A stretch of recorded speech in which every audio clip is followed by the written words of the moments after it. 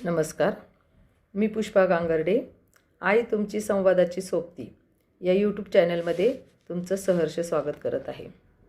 यापूर्वी जो व्हिडिओ मी यूट्यूबवरती टाकला होता त्या व्हिडिओमध्ये तुम्ही पाहिलं असेल की पालक मुलाबरोबर बोलतायत आणि तो पण चांगल्या प्रकारे प्रयत्न करीत आहे. यामध्ये जे बाळ आहे ते कर्णबधीर आहे, परंतु आपण खूप वेळा पाहिलेला आहे कर्णबधीर मुलांना तर बोलता येत नाहीच, हा विषय तर वेगळाच आहे.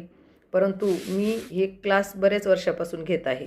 जवळपास 15-16 वर्ष होऊन गेले मी हा क्लास घेते. त्यावेळेस कर्णबधीर मुलं जास्त भाषा शिकण्यासाठी यायचे. परंतु कोविडनंतर कोविडच्या अगोदरचे 2 वर्षापासून जास्तीत जास्त जी मुलं नॉर्मल आहेत, ज्यांना ऐकू येते परंतु त्यांना बोलता येत नाही, अशी मुलं जास्त प्रमाणात क्लासला येत आहेत. आणि त्यासाठीच मी हा चॅनल चालू केला आहे. आणि सगळ्यांना घरोघरी आपण आपल्या मुलाशी संगोपन करताना कशा प्रकारची भाषा वापरली पाहिजे आणि कशा प्रकारचा संवाद साधला पाहिजे यासाठी हे चॅनल ओपन केलं आहे. आणि तुम्हाला अशाच प्रकारचे वेगवेगळे व्हिडिओ मी पाठवत राहणार आहे. आता मुलांबरोबर संभाषण करा, बोला असं म्हणल्याने हे आपल्याला एक आयडिया येत नाही की आपण काय बोललं पाहिजे. एकतर आपलं संगोपन झालं त्यावेळेस आपल्या कुटुंबामध्ये अनेक लोक होती आणि आपलं त्यांच्याकडे लक्ष असल्या कारणास्तव आपण ती सहज भाषा शिकलेलो आहेत. आणि त्यावेळेस पण काही जण असे आहेत की त्यांचा पूर्ण भाषा विकास झालेला नाही, ते कितीही हुशार असले तरी त्यांना किंवा आपली कुठलीही मतं आहेत ती त्यांना त्यांचे शब्दामध्ये व्यक्त करता येत नाही. असे आपल्या काळातही भरपूर सारी लोक आहेत.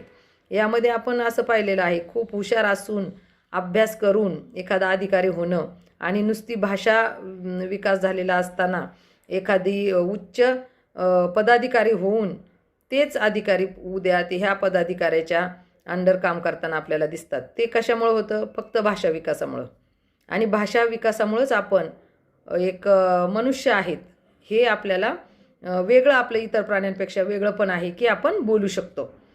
आणि जर आपण ती भाषा जर आपली डेव्हलप नसेल तर आपण त्या इतर प्राण्यांमध्ये जमा होऊ शकतो.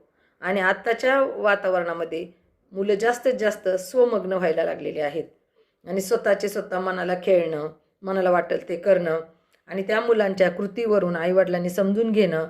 तो रडतोय मग त्याला झोप आली असेल, रडतोय मग त्याला भूक लागली असेल, तो रडतोय त्रास देतोय म्हणजे त्याला फिरायला जायचे. पण या कुठल्याही त्याच्या कृतीला पालकांना शब्द देण्याचं त्यांना पण कळत नाही आहे की आपण त्याच्याशी कशा प्रकारे भाषा बोललं पाहिजे. तर यासाठी आता मी सिरियलीच यानंतर वेगवेगळे व्हिडिओ टाकणार आहे की सकाळी उठल्यापासून आपण मुलांबरोबर